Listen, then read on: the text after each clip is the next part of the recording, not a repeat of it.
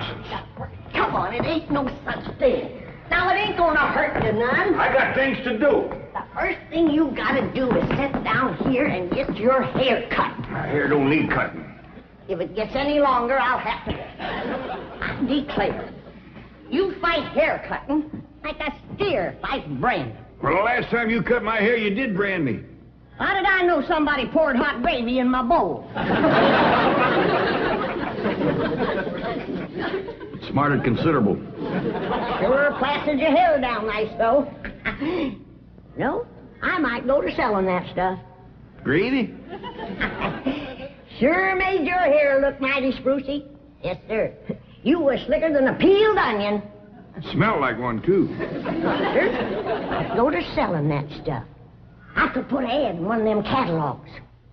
If you want the girls to stop and stare, put Granny's gravy on your hair. All right, Granny, come on. Let's get on with it. Hey, Uncle Jed, you're getting your hair cut. Thanks for telling me, Jethro. Oh, that's all right. You're next, Jethro. What's going on? Is there going to be a wedding or something? I could be, the way that Sonny Drysdale is a sparking Elly mate. Oh, he's with her right now, up by the cement pond. I better get right out there and keep eye. Now, you sit still and leave those young'uns alone. Can't you remember how it was when you was a boy? Yeah. I better get right out there. It's broad daylight. And besides, they swim. No, they ain't. He's just sitting on the bank, and he's a-holding her hand. What an interesting hand you have. I see a man, a handsome Harvard man. Where? Right there on your heart line. Oh, that's just a wart I got from picking up toes. Elly, you mustn't let horrid, slimy creatures touch you. Oh, heck, you ain't slimy, Sonny. Just a mite greasy from all that oil you smear on yourself. What a precious paradox you are. What a charming contradiction. You look pure Park Avenue and you speak pure Tobacco Road. That good? Good, it's fascinating. You're a challenge to me, you child of nature. You are the raw clay from which I will mold a perfect woman, worthy of a perfect man. Me. You know Shaw's Pygmalion? I don't even know Shaw, let alone his pig. Oh, you woodland sprite! You forest little bird. You are so refreshing after all those intellectual types of Vassar and Wellesley. You make me feel superior. That good? Good? It's divine.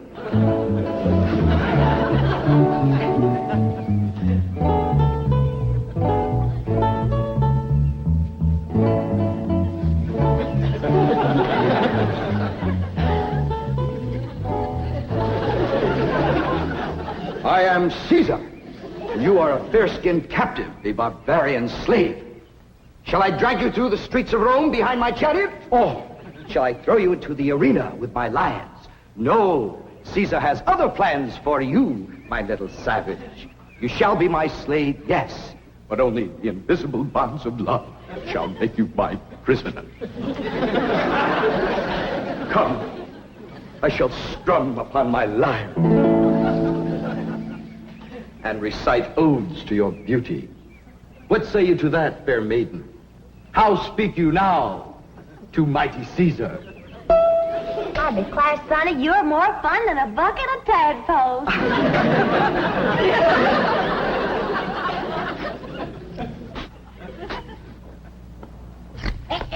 Sit still, I'm liable to lop off a ear. Well, doggone it, Granny, hurry up. I gotta get out there and keep an eye on Sonny and Elly.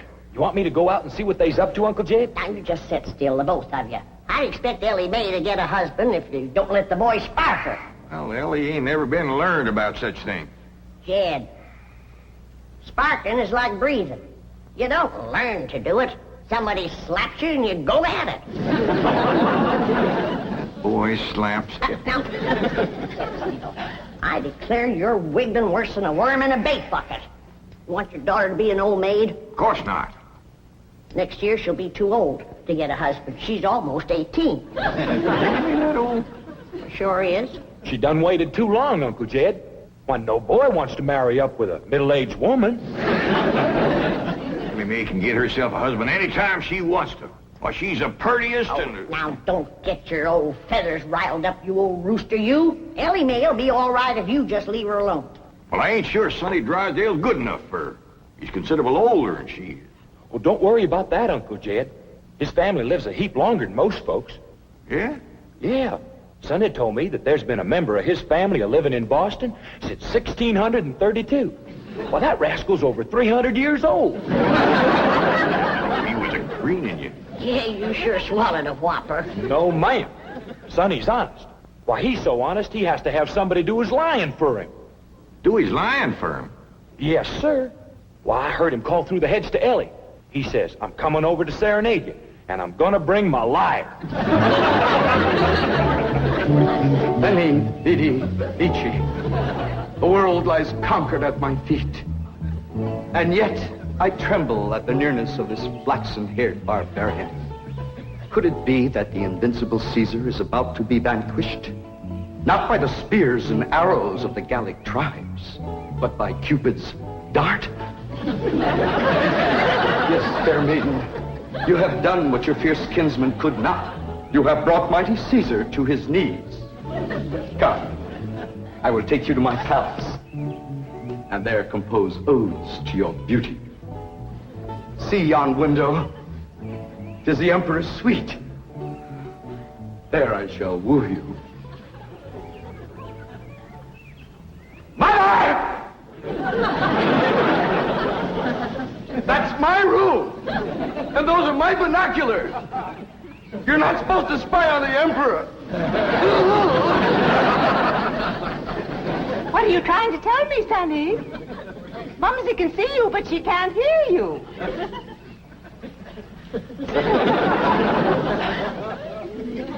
Yes, darling, Mumsy is watching. You look magnificent, like Apollo, the god of manly youth and beauty, the god of poetry and music. Look out! You're getting near the water. Be careful. Wait! Mommy will get your inner tube. Come, fair maiden, and I shall sing of your golden tresses, and your azure eyes, and your skin of alabaster, and your other charms that set me aflame. You mean you really burn it? Yes, dear one, and only you can put out the fire. Okay.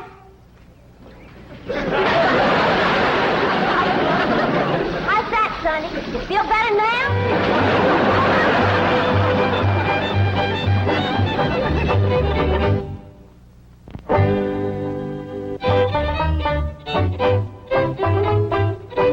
All right, Jethro, you're next. Oh, hi, Elly May. Where's Sonny? Well, he run home to his mama. You didn't throw him down and hurt him again, did you? Don't you know, Pop? He caught fire, so I wetted him down in the pond. Sound like you done the right thing. How'd you catch fire? He said it was my charms that set him to burning. What charms was you toting? Well, just my sack of crawdad bones and my buckeye. You never heard of crawdad bones and a buckeye starting a blaze? What happened to your rabbit's foot? I didn't have it. There you are. You can expect trouble when you ain't toting a rabbit's foot. You know what my teacher over at Pot School said about toting a rabbit's foot? What? She said it's a superstitious invocation contradicted by scientific knowledge. It's always nice to know you ain't been doing something foolish. Don't you worry none, Elly. You go jump into a purty dress, and I'll whop you up a love charm that I guarantee will bring Sonny Drysdale back. Yes, I am, Mother. I'm going back. Sonny, darling, you're delirious. Here, breathe some of this penicillin. I'll send for an ambulance. Mother, I am perfectly all right. Of course you are, precious. A nice rest in an oxygen tent is all you need. I don't need an oxygen tent or an ambulance. All right, just relax. And Mumsy will call the police. Police? But of course. I mean to have that violent, dangerous girl arrested for attempted drowning. Mother, you will not call the police. I'm going back there right now to see Elly May. Ah, darling, that's very brave of you, but you're in no condition to make a citizen's arrest. Mother, I'm not going to arrest her. I want to help her, to work with her, to tutor her. What? She's like a wild, wonderful jungle cat, and I'm going to tame her. Sonny, you are delirious. I'll call the doctor. Mother, mind is made up. That girl needs me. For the first time in my life, somebody really needs me. I need you. The whole world needs you. Elly Mae Clampett needs me, and I need her. I'll be her Pygmalion, and she'll be my Galatea. Sonny, you're not becoming emotionally involved with that creature. She's not a creature, Mother. She's a girl. A wild, wonderful, beautiful, ravishing girl. Yes, I am becoming emotionally involved. I forbid it. She's not socially acceptable for my baby. Mother, I'm not your baby anymore. I'm a man in search of a woman.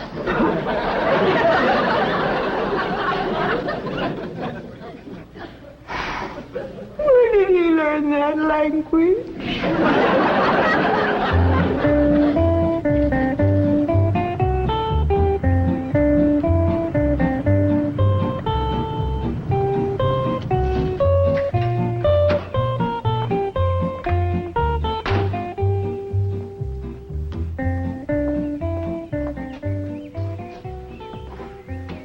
Hello, Duke. You noble veteran of the chase. Are you homesick for your forest paths and mountain trails? You look like a cashier waiting for the bank examiners to arrive.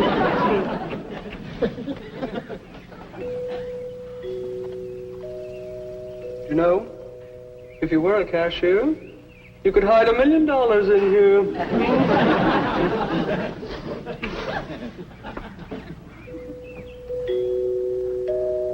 There goes that music again. Jethro, did you ever find out where that's coming from? No, sir, I didn't. Every time I went to looking for it, somebody always come to the door. This time I'm gonna find it for sure. You see? Oh, bonjour, Jethro. Oh, howdy, Miss Hathaway. No. When I say bonjour, Jethro, you say bonjour, Mademoiselle Jane. Now say it. Bonjour, Mademoiselle Jane. Bonjour, Mademoiselle Jane. That's very good. Except for the mwah. Must be soft. Mwah. What? No. Watch my lips closely. Mwah. Try that. What? Try it again. What? Well, that's closer. Try again. What? Once more. What? Close in on her, Jethro. Oh, Mr. Clampett, I was attempting to teach Jethro to articulate the Gallic diphthong. No matter what fancy name you call it, he ain't very good at it. He'll learn. But now to the purpose of my visit. Is Sonny Drysdale here? No, but he will be. Granny's out in the kitchen wamping up a love charm for Elly to give to him. She said it'll bring him on the run. Mr. Clampett, I am reluctant to disillusion you about so-called love charms, but they are mere superstitious invocations and have been proved to be completely ineffective. Granny sets great store by him.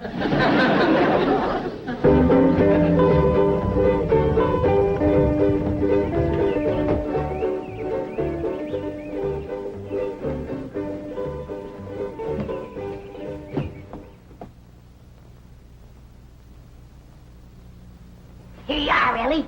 One guaranteed love charm. Guard it with your life. What's in it, Granny? Oh, I dasn't tell you. Leastways, not just yet.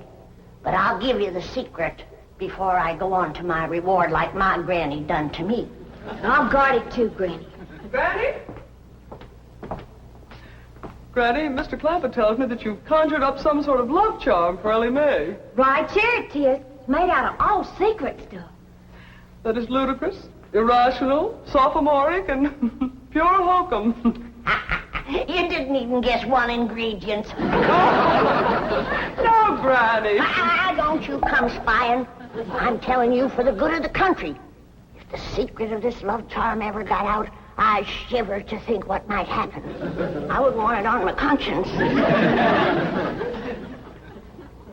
Hear me now, mongrel.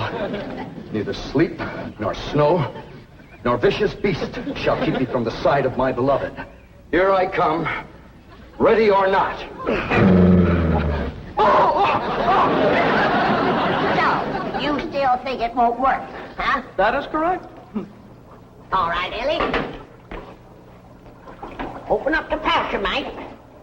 Now, when I drop this starching powder in it, quick close it, press it to your heart, and say, darling, darling, my true love, come a-swooping like a dove. Darling, darling, my true love, come a-swooping like a dove. This is Elly! Elly! I have flown to your side in spite of all danger. What fate, what power have I to thank for giving wings to my feet? That little old charm maker, me.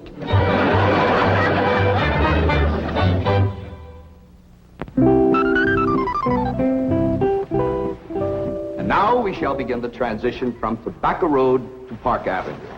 Now you watch me closely and I'll show you how to develop perfect posture and grace of movement.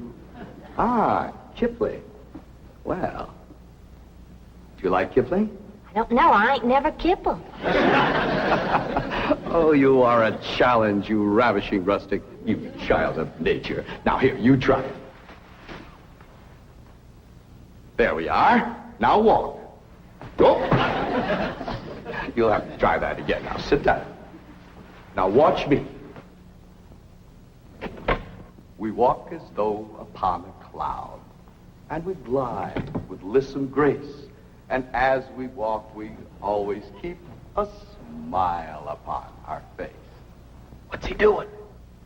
Out there is something called Kipling. He's trying to learn it to Elly. Now, this is how you sit in a chair, smoothly and gracefully. There ain't no chair where he's a-sitting. I know. What do you reckon's wrong with that rascal? Appears to me he's about 2 bricks shy of a load. Turn old Duke loose so we can go in there and protect Elly. Now we'll practice diction and intonation at the same time.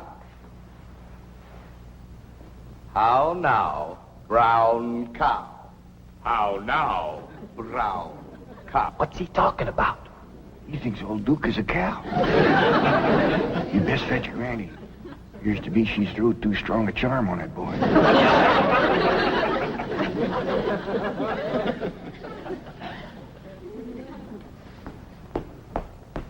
There you are. One guaranteed charmer. Now, you hold the bag while I sift in the starter. I know this is all a lot of absolutely ridiculous nonsense.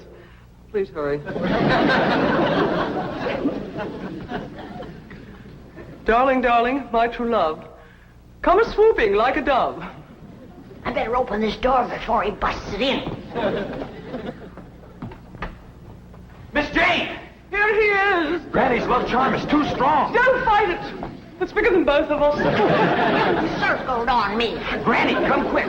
The love charm you throwed on Sonny Drysdale was too strong for him. Thank you, Granny. How now, brown cow? How now, brown cow? How now, brown cow? How now, brown cow? How's it going, Uncle Jed? Bad. Now he's got Elly believing old Duke is a cow. Break the charm, Granny? I reckon so. I'll sprinkle him with some let-go powder. While you're at it, will you sprinkle some on Miss Jane? She's shutting off the blood to my arm. How now, brown cow? Secret powder white as snow. Make the charm of love let go. What did you do? The spell is broken. Now please, everybody listen to me. I must have complete quiet and concentration if I am to transform this bucolic beauty into a sophisticated debutante. Now, I have studied drama at Yale, Harvard, Princeton, and Dartmouth, and I am probably the only living man who can accomplish this difficult cultural metamorphosis in the brief time available. Now, everybody please go while I transfuse into this simple, untutored mind the charm, the polish, the splendor that is Sonny Drysdale.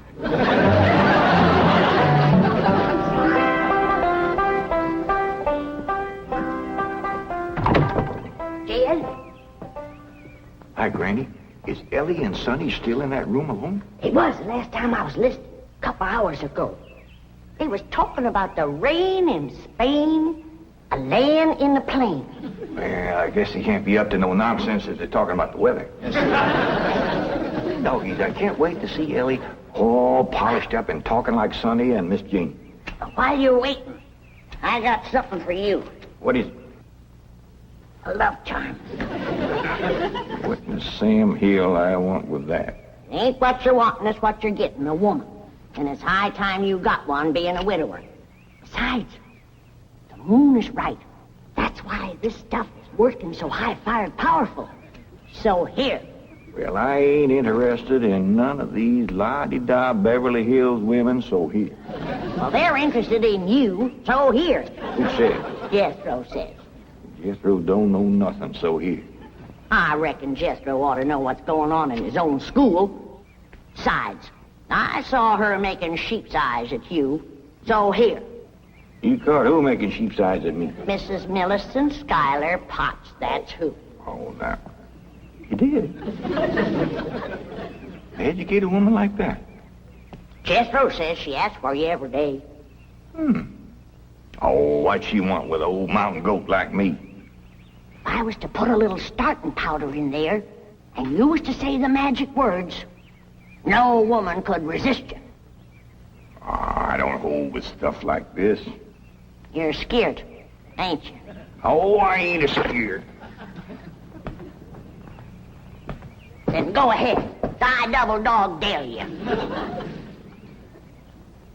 Well, Open the pouch-a-mite.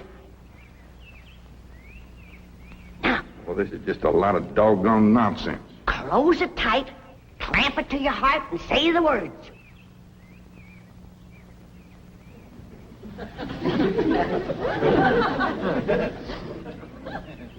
Darling, darling, my true love come a-swooping like a dove. Where is he? Where's my dog? It's Mrs. Drysdale.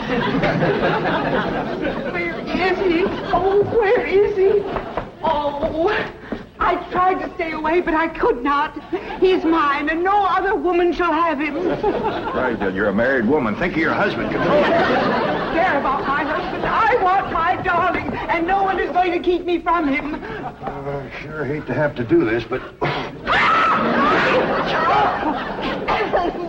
Sonny, where are you, Sonny? He's inside with Elly Mae. Now, if you just calm yourself down, I'll go and get him. Thanks for coming, Miss Drysdale. Howdy, Ma. Was you a-hollering for me? They brainwashed you.